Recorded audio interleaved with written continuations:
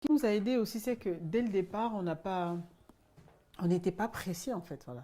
On prenait le temps de bâtir notre foyer. Voilà. On prenait le temps de poser les fondements, de poser les Bon, bases. on n'a pas voulu faire des enfants tout de suite déjà. Non, voilà, c'est ça. On voulait vivre un peu, enfin, on Ouais, dit toujours, ouais, non, parce qu'il y on en a, ils voulait se quand marient même se aujourd'hui, dans 9 mois, connaître. l'enfant est sorti.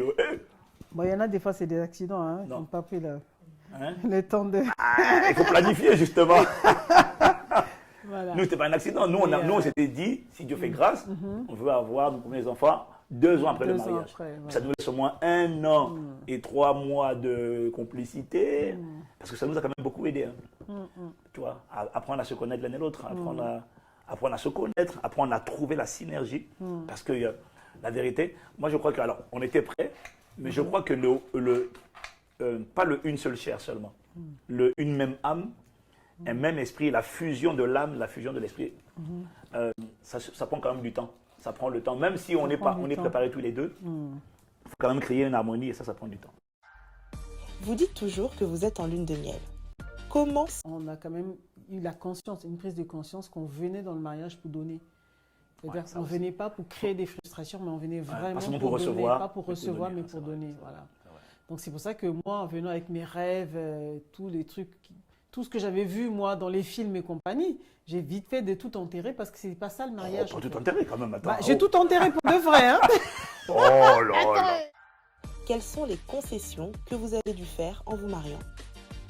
Toi, tu es plutôt le genre à rester à l'hôtel, à pas sortir du tout. Tu viens en mission, mais tu peux faire du premier jusqu'au dernier jour, tu ne mets pas tomber dehors. Donc, du coup, je reste avec toi. Voilà. Tu vois, Non. Ah bébé, moi je t'ai toujours dit, il faut sortir. Hein. Non, mais. Mais si, tu me dis, c'est toi qui ne veux pas sortir mais toute je ne seule. peux pas te laisser. Mais même quand je te trouve les autres, tu ne veux pas sortir, c'est ça le problème. Oui, c'est ça. Donc, Miséricorde. alors qu'avant, moi, j'étais le genre à sortir, à visiter, faire la randonnée, faire plein de trucs. Mais en fait, ces genres de choses, j'ai laissé parce que voilà, on est un couple. Donc, du coup, je suivais un peu le rythme. Tu vois, il y a des choses comme ça où. Et c'est ça que j'ai appris aussi, c'était aussi la mort à soi. On ne rentre pas pour satisfaire sa chair, mais on vient vraiment pour donner le meilleur de soi-même, pour vraiment donner à l'autre, quoi. Et en donnant, j'ai vu que j'ai beaucoup reçu avec toi, en fait. C'est pas fini. Tu me donnes beaucoup, énormément. Voilà, donc c'est ça aussi. Alléluia. C'est ça, en fait. C'est vrai qu'effectivement, cette rénonciation, la mort à soi, alors beaucoup de femmes auraient vécu ça comme une frustration, disant que c'est pas normal, c'est pas normal. Et comment moi, au quotidien, j'ai pas, au contraire, j'ai tourné ça à mon bénéfice, en fait. Moi, je pense que, en fait, ça dépend de comment on a été préparé et ça dépend de comment on prend les choses. Toujours, la question, c'est toujours de quel point de vue, qu'est-ce que tu acceptes. En fait, c'est pas trop la chose, c'est comment tu vis les choses. Et moi, j'avais décidé, c'est vraiment une prise de conscience, j'avais décidé jamais je laisserai une situation me transformer moi, me changer ou bien m'enlever la paix. Voilà. Donc, les femmes qui le vivent comme une frustration, peut-être qu'elles se disent que je viens dans le mariage pour puiser quelque chose, pour prendre quelque chose. Voilà. Mais quand on change de côté, de point de vue, on change de côté carrément, non, je suis venu pour donner, donc je donne. Ouais, mais voilà. Moi, je crois que la personne qui se prend la tête, surtout sur des détails pareils, non, mais je suis désolé, mais pour moi, c'est un des détails. Attends, tu as un homme qui est intègre, un homme qui est loyal, un homme qui est fidèle, un homme qui assume ses responsabilités, et juste parce qu'il n'aime pas le restaurant, bah pour moi, c'est de l'immaturité. Pour moi, ça serait de l'immaturité, parce que ça veut dire que tu t'es marié, mais tu n'acceptes pas l'autre comme il est. Parce que le but du mariage, c'est pas de changer l'autre. Le but du mariage, c'est tu as dit, de donner sa vie pour faire réussir un projet. C'est pas de changer l'autre et de le mener à me donner tout ce que je veux. C'est pas ça. Alors, tu l'as dit toi-même. Tu vois? Ce que la femme demande, c'est l'amour. Bon, après, l'aller au restaurant, si c'est pas la culture de quelqu'un, c'est pas sa culture, quoi. C'est une sorte culturelle. C'est pas l'amour. Si c'était l'amour, il y aurait pas. La plupart des gens vont au restaurant et puis après ils trompent leur femme ou ils trompent leur mari. Ils trompent leur mari. Donc, non, mais pour moi c'est important quand même. En fait, je crois que c'est important de comprendre qu'on ne se marie pas avec quelqu'un pour changer la personne, la transformer en pantin ou en poupée qu'on peut utiliser comme on veut. Il nous donne ce qu'on veut. Pour moi, c'est pas ça le mariage. Pour moi, le mariage, parce que, alors ma femme a dit qu'elle a renoncé, c'est vrai. Mais moi aussi j'ai renoncé. Mais oui, J'aime mes temps de retraite personnelle parce que je dors avec la Bible audio tout le temps. Quand je suis tout seul.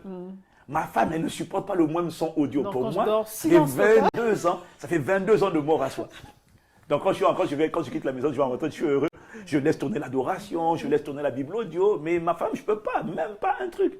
Tu vois, ça, Je te c'est un laisse truc tourner auquel- l'adoration la journée, mais la nuit, quand je dors, il faut silence partout. Silence total. Voilà. Tu vois, ça, c'est terrible. C'est l'habitude, Voilà, hein. c'est une grosse privation. Alléluia. Voilà. Hein, égalité. Sinon, j'ai renoncé à quoi d'autre? Non, en fait, plus que renoncer, en fait, moi, aujourd'hui, je ne compte même pas ce que... En fait, moi, je vois ce que j'ai gagné, en fait. Amen. Moi, je regarde ce que j'ai gagné. Honnêtement, mon panier est rempli, quoi. Je n'imaginais pas Waouh. vivre ce que je vis. Et donc, franchement, donc du coup, je C'est ne peux mignon, même ça. pas... Voilà. C'est pour ça quand tu me dis, si, mais je sais que j'ai renoncé à beaucoup de choses, mais j'ai du mal. Je ne te parle que du restaurant tout le temps, mais en fait, parce que je n'arrive pas... Je vois plus ce que j'ai gagné que ce que... Amen, ce amen. à quoi j'ai Mais pour gagné. moi, c'est ça la maturité. Mais tu étais déjà mature à l'époque. Tu n'as pas beaucoup changé de ce côté-là. Moi, j'ai épousé une femme qui avait la tête sur les épaules. J'ai épousé une femme qui était mature, qui était lucide. Je n'ai pas épousé une gamine, en fait. Et pour moi, il y a des revendications qui sont vraiment dignes des gamins. C'est de la gaminerie, c'est... voilà, tu ne demandes pas ça, je ne te parle plus. Tu n'as jamais été comme ça. Et ce qui fait que j'ai la paix dans mon foyer. Ma femme n'a jamais essayé, tu n'as jamais essayé de me changer. Enfin, si, dans certains trucs. Et il y a des trucs qui sont positifs aussi, quand même. Oui, Tu vois? il y a des Mais choses que j'ai ce n'était pas réussi à pour te satisfaire dire. des caprices, c'est ça. Voilà. Il y a des Ouais. choses que j'ai réussi à te dire et puis tu prenais acte. Ouais. Et je voyais un changement, mais ce n'est pas que je voulais te changer. C'est que tu examinais, tu voyais non, ça c'est bien. Voilà, tu examines de toute manière. Ouais. Mais quand c'est pour devenir meilleur, tu vois, Voilà. quand c'est pour bâtir le foyer, bâtir le couple, le mariage, c'est pour les gens qui veulent donner complicité, c'est la paix, c'est la quiétude. Voilà. Pour moi, c'est ça la lune de miel. C'est ça. Hein? Je prends plaisir à rentrer chez moi. Je prends plaisir à être avec ma femme. C'est pas un boulet. Je prends plaisir à voyager avec ma femme. Et pour moi, je ne crois vraiment pas que ce soit un acquis. Surtout après 22 ans, je pense que pour beaucoup de gens, il y a une monotonie qui s'installe. Et moi, je ne le sens pas du tout. Tu vois? En fait, quand je parle de lune de miel, je parle surtout de paix. Chez moi, ma maison était un havre de paix. Et la Bible dit, hein, la Bible dit que mieux vaut pour un homme habiter à l'angle d'un toit que de partager la demeure d'une femme querelleuse. Et il n'y a rien de pire pour un homme qu'une maison avec une femme querelleuse. Donc tu sais que dès que tu vas arriver, ça va être puis l'électrique. Et moi j'ai la paix. On échange, mais vraiment le climat. Voilà, c'est-à-dire qu'on n'est pas des gens compliqués. Toi, tu n'es pas compliqué, moi non Non, je ne plus. suis pas compliqué, bébé. Voilà. Mais quand même, ce qui nous a aidés, c'est qu'il y a quand même eu des moments où je t'énervais. Parce qu'en fait, la vérité, quand on dit lune de miel, c'est quand même important. Lune de miel, ça ne veut pas dire qu'il n'y a pas eu de friction, il n'y a pas eu de tension. Non, parce qu'il faut être honnête, il y en a eu, je crois qu'il y en a eu. Mais nous, la force qu'on a eue, c'était la communication. Et puis, le fait d'être attaché à Dieu, le fait d'être attaché au Seigneur, quand il fallait mourir à moi-même, par amour pour Dieu, j'étais prêt pour garder ma communion avec Dieu. Il y a des choses que j'étais prêt à faire et qui rendaient la chose, l'obéissance simple. En fait, ce que j'essaie de dire, c'est que, parce que moi, quand je dis aux gens lune de miel, ils pensent que ça veut dire qu'il n'y a pas eu de problème. Il y avait une communication. Parce que, bon, quand on se marie, quand même, les hommes et les femmes, on n'a pas les mêmes habitudes, quoi. Non. OK? L'homme a des besoins, la femme a des besoins, tu vois. Et la plupart des besoins de l'homme, mais la plupart des femmes, vous êtes comme ça, quoi. C'est pas Oui, compliqué. on est différents, hein, c'est sûr. On est Mais différents. en fait, le simple fait de Oui, pas... mais attends, Ouais. mais donnons l'exemple de ces différences-là, tu vois. Ouais, ouais. Quand on est marié, l'homme a besoin, on l'enseigne, l'homme a besoin la femme a besoin de conversation, l'homme a besoin de copulation et tout ça.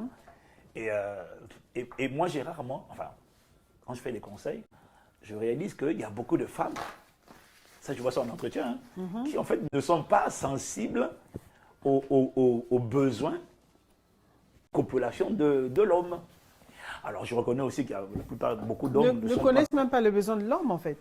Oui, mais elles ne se rendent pas compte que c'est un besoin. Voilà, en fait. c'est ça. Beaucoup de femmes pensent que c'est juste un désir. Elles ne se rendent pas compte que c'est un besoin. Tu vois? Et donc, elles ne font pas exprès. Mais c'est important pour nous de comprendre qu'en fait, vous ne le faites pas exprès. Donc, on va te dire, moi je suis fatigué, je vais dormir. Mais peut te dire ça tous les jours. Hein. Je suis fatigué, je vais dormir, je suis fatigué, je vais dormir. Bon, alors, je reconnais que nous aussi, en tant qu'homme, on doit se préparer. On doit quand même faire notre effort pour mieux comprendre notre femme. Mais moi, ce que je veux dire, c'est que je me rappelle quand même de ces épisodes-là où, à un moment donné, parce qu'au début, on ne dit rien, on encaisse, et puis à un moment donné, je dis, écoute là, écoute. Et moi, je te dis ça une fois, écoute, je n'ai pas l'intention d'aimer une autre femme, mais aide-moi à t'aimer. Aide-moi à rester attaché à ma femme. Ce qui est bien avec toi, c'est que tu es franc. C'est vrai. Voilà. Vrai. Donc, quand c'est tu vrai, penses c'est à un vrai. truc, tu vas le dire. Voilà. Ouais. Tu vas pas tourner autour du C'est pot, vrai. tu vas dire des choses. Voilà. Et il y en a, ils ne disent pas. Ouais. Et du coup, ils souffrent en silence. Et ça, c'est vrai que moi, j'ai décidé, très tôt dans mon mariage, de dire à ma femme les choses, quand ça me gêne, de me dire, parce que j'avais décidé que je ne vais pas aller aimer une autre femme. Et je sais que l'une des raisons de l'adultère dans le mariage, pour moi, va toujours naître sur les cendres d'une frustration, Oui. d'une déception C'est qui n'a pas vrai. été réglée. C'est vrai. Tu vois. Et donc, ne voulant pas être frustré, bah, je préférais dire, bah, moi, ça, je ne suis pas content de ça. Et ce qui était bien, c'est ça l'importance de la préparation, c'est que quand je te disais, je ne suis pas content de telle ou telle chose, voilà, ben, on discutait calmement. Et ça, c'est une bénédiction.